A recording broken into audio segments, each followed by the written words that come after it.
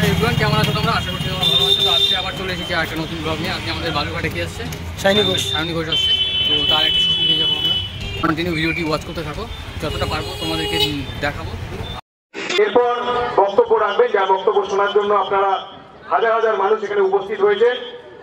আমাদের সকলের প্রিয় পশ্চিমবঙ্গ রাজ্য তৃণমূল যুব কংগ্রেসের সভানেত্রী অভিনেত্রী সায়নী ঘোষ।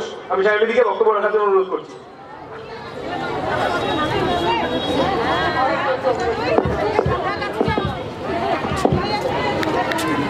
ও মিলিয়ে দিয়েছে যুবনেত্রী, সভানেত্রী, অভিনেত্রী, সব নেত্রী এক জায়গায় ওটাকে কনডেন্স করে এটা ফর্ম বেরিয়েছে। কেমন আছেন আপনারা সবাই? ভালো? আপনারা কেমন আছেন সবাই? হাত জোরে আওয়াজ আসছে সবাই। দারুণ। আমি অনেকদিন পরে এলাম। এর আগে বালুরঘাটে আমরা চায় পে চর্চা করেছিলাম, তাই না? আমার খুব ভালো লাগে আপনাদের এখানে আসছে। আপনারা এত সুন্দর মানুষ, এবং যেটা অভিনেত্রী বারবার বলছে যে রিচ কালচার, রিচ হেরিটেজ। আমাকে অনেকে বলেছে যে what Balurghat thinks today the entire district thinks tomorrow. কাজে বালুরঘাট is so important, কত গুরুত্বপূর্ণ একটা জায়গা এটা। কারণ এখানে মতানৈক্য যেরকম থাকে সেরকম মতাদর্শ তৈরি হয়। আপনারা যেরকম ভাবে ভাবেন আপনাদের জেলা সেরকম ভাবে শেপ হয়। এটা খুব গুরুত্বপূর্ণ যে আপনাদের মধ্যে সেই ক্ষমতাটা আছে যে আপনারা নির্ধারণ করতে পারে যে আগামী দিন কে আপনাদেরকে দেখভাল করবে, কারা আপনাদেরকে রিপ্রেজেন্ট করবে। এবং সেরকম একটা জায়গা থেকেই বিজেপির সাংসদ দেওয়া হয়েছিল, এই ভেবে যে বিজেপির সাংসদ হলে তো কে আবার দারুণ, খুব মজায় থাকবো আমরা সবাই, অনেক কিছু পাবো কেন্দ্রীয় সরকারের কাছ থেকে, নরেন্দ্র মোদীর কাছ থেকে। আমাদের সাংসদ, বিজেপির সাংসদ, সে যাবে, সে গিয়ে আমাদের হয়ে দরবার করবে, সে আমাদের চাওয়া পাওয়া, আমাদের ইচ্ছে, আমাদের স্বপ্ন, আমাদের চাহিদা, আমাদের সমস্যা সবকিছু তুলে ধরবে নরেন্দ্র মোদীর কাছে। মাঝে মাঝে কিছু নেই, সোজা নরেন্দ্র মোদীর কাছে। আপনারা কি পেয়েছেন? অনেক কিছু পেয়েছেন? যদি অনেক কিছু পেয়ে থাকেন একটু হাত তুলুন, আমার দেখতে ভালো লাগবে। অনেক কিছু পেয়েছেন? খুব কম হাত আমি দেখছি যারা বলছে অনেক কিছু পেয়েছি। এবং একজন সাংসদকে আপনাদের যতটা পাওয়ার কথা তাদের পেয়েছেন আপনারা? একজন সাংসদ, আপনাদের সাংসদ তো বিজেপির সাংসদ সুকান্ত বাবু, তাকে আপনারা নিজেদের পাশে পেয়েছেন? আমি আপনাদের এইটুকু বলতে চাই যে দেখুন, আগামী দিন লোকসভার নির্বাচন অত্যন্ত গুরুত্বপূর্ণ, এবং লোকসভার নির্বাচন কিন্তু আপনার বাড়ির সামনের রাস্তা, পাশের ড্রেন, ছোটখাটো কাজকর্ম, জল, কল, ইলেকট্রিসিটি, এগুলোর নির্বাচন এটা নয়। এটা অনেক বড় নির্বাচন, এটা দেশের নির্বাচন, এটা গণতন্ত্রকে বাঁচিয়ে রাখার নির্বাচন। এবং এই নির্বাচনে যদি আপনারা আবার বিজেপির সপক্ষে ভোট দেন, তাহলে আমাকে এটা ভাবতে বাধ্য করবেন আপনারা যে আপনারা গণতন্ত্রের পক্ষে নেই। কারণ ভারতীয় জনতা পার্টি আসলে আমরা বলি ভারত জ্বালাও পার্টি। দেখেছি আমরা, তারা বাড়ি থেকে বেরোন না। মমতা বন্দ্যোপাধ্যায় একমাত্র মুখ্যমন্ত্রী যখন করোনা হয়েছিল একটা চক নিয়ে বেরিয়ে পড়েছিলেন, রাস্তায় গোল্লা কেটে কেটে নিজের শরীরের কথা ভাবেননি, সোশ্যাল ডিস্টেন্সিং শেখাচ্ছিলেন মানুষকে। তার নাম মমতা বন্দ্যোপাধ্যায়, তাকে আপনারা পেয়েছেন।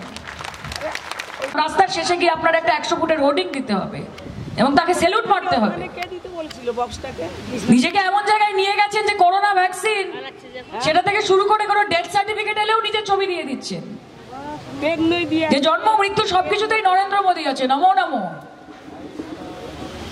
যারা কাজ করতে চায় তারা মানুষের জন্য কাজ করে, তারা জন্ম থেকে শুরু করে মৃত্যু অব্দি প্রকল্প আনে। আর বাংলায় সেই প্রকল্প যদি কেউ এনে থাকে তার নাম মমতা বন্দ্যোপাধ্যায়। কাজে আমরা বুকে বড় বড় কথা বলি না, আমরা কাজে সেটা করি। আপনারা ট্রাকের পেছনে লেখেন বেটি বাঁচাও, বেটি পড়াও, মহিলাও কি সশক্তিকরণ, সশক্তিকরণ, 33% রিজার্ভেশন, মহিলা রিজার্ভেশন। মমতা বন্দ্যোপাধ্যায়ের দরকার হয়নি, উনি এমনি 50% রিজার্ভেশন মহিলাদের দিয়ে দিয়েছেন বাংলায়। সেটা প্রশাসনিক স্তরে হোক, সেটা সাংগঠনিক স্তরে হোক। তাহলে অর্পিতা ঘোষ, সায়নী ঘোষ এখানে দাঁড়িয়ে থাকতে পারতো না, তো মহিলা কর্মীরা এখানে উপস্থিত থাকতে পারতো না।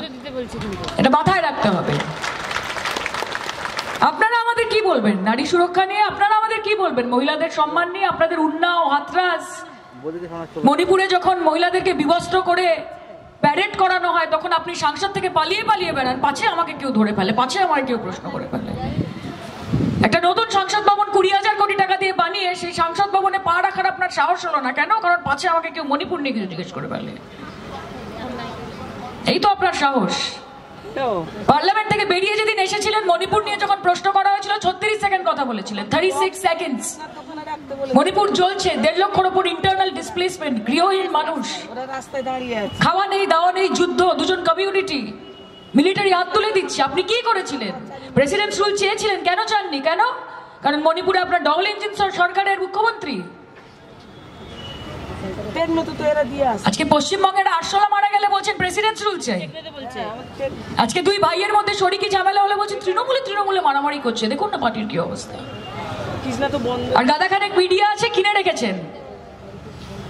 হ্যালো করি মাখন তেল, সবাইকে কিনে নাও, প্রেস মিডিয়াকে কিনে নাও, ভোটারদের কিনে নাও। আগে তো ভোটার কেনার চেষ্টা করতো, এখন আর ভোটার কেনার চেষ্টা করে না, সোজা এমএলএ এমপি কিনে নেয়। বলে এত কষ্ট করবো কিসের জন্য? গ্রামে যাও, সবার কাছে পৌঁছো, আবার টাকা দাও, আবার খাটনি। এর থেকে বাবা ওরা যাকে পরে ভোট দিক, আমরা টাকা দিয়ে এমএলএ এমপি কিনে নেবো। স্মার্ট না? মোদি হ্যাঁ তো মুমকিন হ্যাঁ। এই দলকে যদি আগামী দিন আবার এই দেশের কান্ডারি বানান, ভেবে নিন নিজেদের বাচ্চাদের ভবিষ্যৎ কোন দিকে যাবে, আগামী প্রজন্ম কোন দিকে যাবে। যেই দেশকে আমরা বলি ডেমোক্রেসি, যাকে নিয়ে আমরা গর্ব করি, যেখানে আমরা বলি হিন্দু মুসলিম ভাই ভাই সাথ মে রেনা, শিখ ইসাই বলি তো, যেটার কনস্টিটিউশন নিয়ে পড়াশোনা করি, ইকুয়ালিটি নিয়ে কথা বলি, ফ্রেটার্নিটি নিয়ে কথা বলি, ব্রাদারহুড নিয়ে কথা বলি, জাস্টিস নিয়ে কথা বলি। অবশ্য জাস্টিস বলতে গেলে এখন কিরকম লাগছে, কারণ জাস্টিসেরও যে অবস্থা দেখছেনই তো। আর কি বলবো বলুন, समझदार को इशारा काफी है ना? জাস্টিস বলে তো আর কিছু বাদ রাখলেন না আপনারা। এখন তো সবকিছু আপনাদের আয়ত্তের মধ্যে। বাংলার মানুষ, গোটা ভারতবর্ষের মানুষের কাছ থেকে টাকা তুলছেন এবং সেই টাকা কুড়িয়ে নিয়ে নানান খাতে ব্যয় করে সেখান থেকে এমএলএ এমপি জনপ্রতিনিধি এসব কিনে নিয়ে চলে যাচ্ছেন। তাই আপনাদের বলি, গ্রামাঞ্চলে যখন যাবে না টাকা দিতে, আপনাদের কাছে আসার মতো সাহস হবে না টাউনের লোকের কাছে, কিন্তু গ্রামাঞ্চলে যখন যায়, গিয়ে বলে যে 2000 রাখো, 5000 রাখো, বিজেপিকে ভোট দাও, আমি ওদেরকে বলি যে টাকাটা নিয়ে নেবেন, নিয়ে ভালো করে বাজার করবেন, মাংস ভাত বানাবেন, খাবেন, খেয়ে জোর বাড়িয়ে মমতা বন্দ্যোপাধ্যায়কে ভোট দিয়ে চলে আসবেন।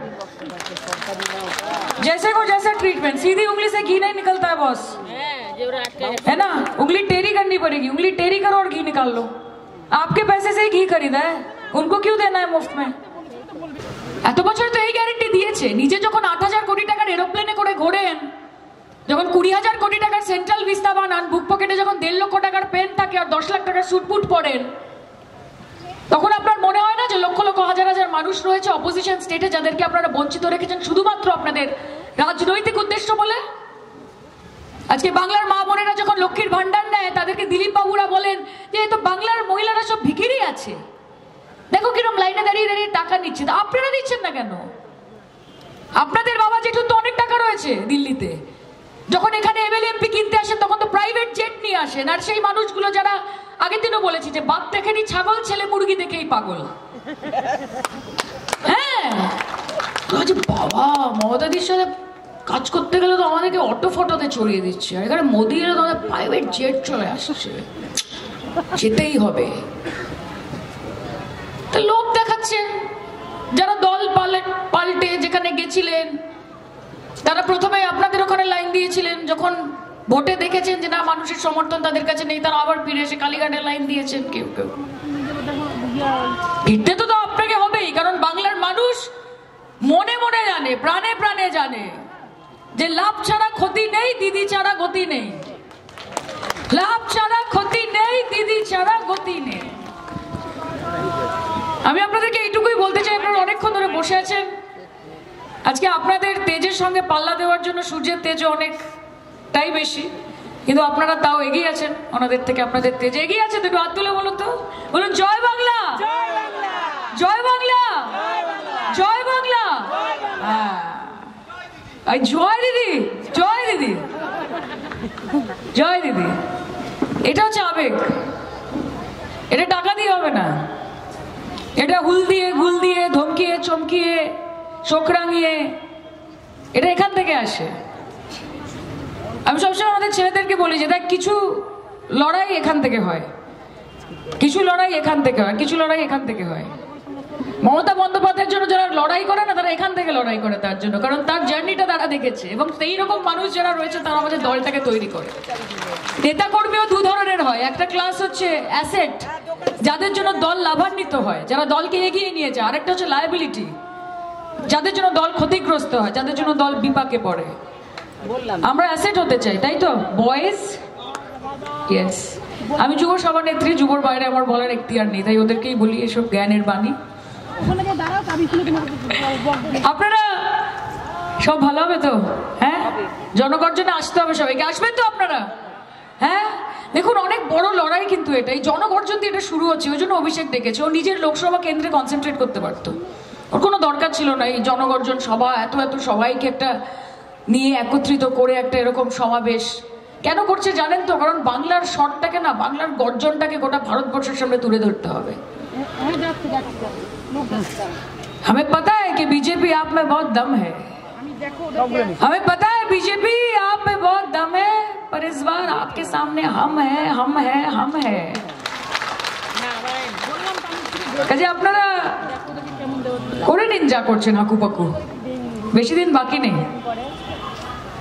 আমাদের হবে শুরু, আপনাদের হবে সারা। এই বালুরঘাটের মাটিতে সেটা হতে চলেছে, আশ্বাস দিই আমাকে আজকে যে সেটা হবে, বালুরঘাট থেকে সেটা শুরু হবে। ওই দেখো কি বিড়ম্বনা বলুন তো, প্রথমে অভিনেত্রী ছিলাম, তারপর মমতা দি নেত্রী বানিয়ে দিচ্ছে, এখন যেখানে যাই সবাই বলে দিদি একটা গান, গায়িকাও বানিয়ে দিচ্ছে আমাকে। মা কি হাততালি দিচ্ছে বসে বসে ওখানে, কি সুন্দর হবে। হ্যাঁ, ভয়াবহ পরিস্থিতিতে আমরা সবাই আছি, ভারতবর্ষ জ্বলছে। আপনার বাড়ির সামনে সেটা হচ্ছে না বলে আপনি হয়তো বুঝতে পারছেন না, কিন্তু ভারতবর্ষে যতগুলো আন্দোলন চলছে আজকে, সেটা রেসলারদের আন্দোলন হোক, যেটা অর্পিতাদি বলছিল, বা কৃষকদের আন্দোলন হোক, সেটা স্টুডেন্টদের আন্দোলন হোক, সেটা অ্যাক্টিভিস্টদের আন্দোলন হোক, সেটা যাদেরই আন্দোলন হোক, এই প্রথমবার এত বছরের স্বাধীনতার মধ্যে 142 জন সাংসদকে একবারে বার করা হয়েছে। এটা কোনোদিন কেউ দেখেনি। বিল পাস করা হয় একটার পর একটা, কেউ জিজ্ঞেস করে না। নিজেদের 303-এর এত অহংকার, इतना घमंड है उन्हें कि हम पूछेंगे ही नहीं किसी को। এই অহংকার, এই যে অহংকারটা, যেটাকে ভাঙতে হবে, क्योंकि गुरूर नहीं, काबिलियत तय करेगी कि आसमान किसका होगा। এদের অহংকার গুলোকে ভেঙে গুড়িয়ে দিতে হবে। এরা যে ভেবে নিচ্ছে না যে দিল্লিতে বসে বসে বাংলার মানুষকে রিমোট কন্ট্রোল দিয়ে কন্ট্রোল করা যায়, নিয়ন্ত্রণ করা যায়, যে এরা সব চ্যানেল আছে, মোদিজি ওখানে বসে বসে একটা একটা করে রিমোটে টিপবেন আর চ্যানেল পাল্টে যাবে একটার পর একটা। আর যেরকম আমি বলি ভোটের আগে এসে মিত্র বলে বলে এমন করবে যেন আপনার কত জন্মের বন্ধু, কিন্তু যখন আপনি দরকারে পড়বেন, যখন আপনি বিপদে পড়বেন, যখন আপনার বাড়ির সামনে কিছু দরকার হবে, কোন রকমের দুর্যোগ হবে, বিপদ। আমি যুব সভানেত্রী, যুবর বাইরে আমার বলার এখতিয়ার নেই, তাই ওদেরকেই বলি এসব জ্ঞানের বাণী। আপনারা সব ভালো হবে তো? হ্যাঁ, জনগর্জনে আসতে হবে সবাইকে, আসবেন তো আপনারা? হ্যাঁ, দেখুন অনেক বড় লড়াই কিন্তু এটা, এই জনগর্জন দিয়ে এটা শুরু হচ্ছে, ওই জন্য অভিষেক ডেকেছে। ও নিজের লোকসভা কেন্দ্রে কনসেন্ট্রেট করতে পারতো, ওর কোনো দরকার ছিল না এই জনগর্জন সভা, এত সবাইকে একটা নিয়ে একত্রিত করে একটা এরকম সমাবেশ। কেন করছে?